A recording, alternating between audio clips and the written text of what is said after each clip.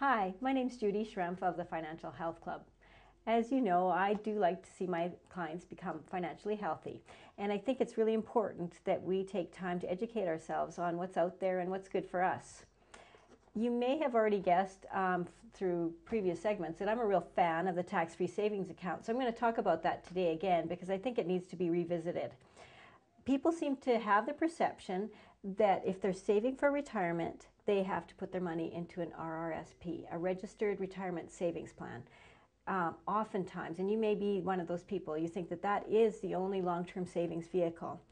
Well, it isn't. You can save your money in any way for the long term.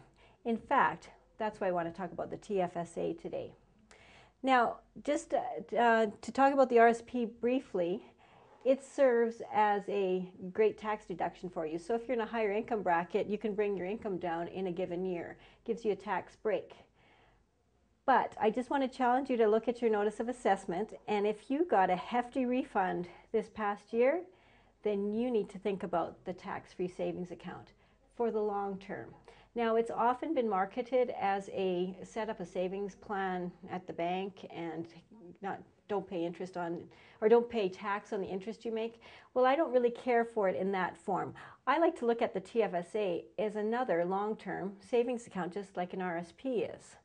So I just want to show you how beneficial it is. First of all, if you've got your notice of assessment out after checking to see if you got a big refund, let's have a look also on your notice of assessment, and you might have some place on there that says you have this much contribution room in your Tfsa.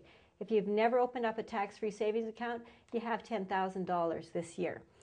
So let's just have a look at how the money can grow in a tax-free savings account. Let's say you start this year and you put $5,000 in.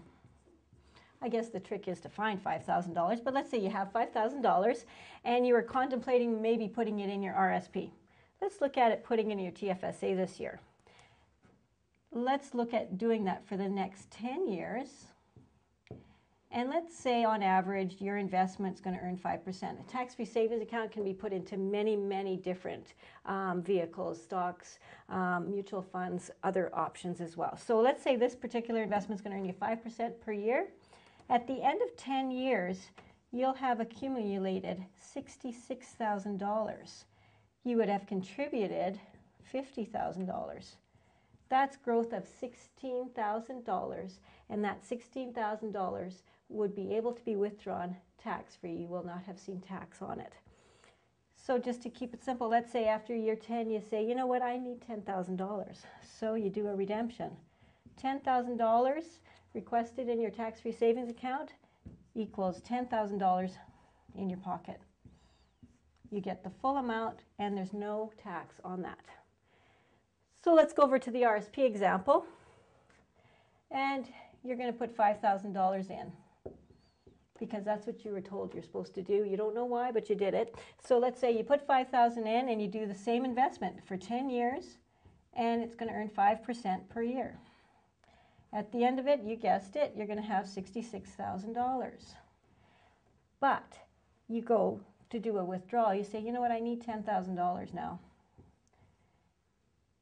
You're going to take $8,000 for yourself, and you're going to say thank you, government, and pay $2,000 to Canada Revenue Agency.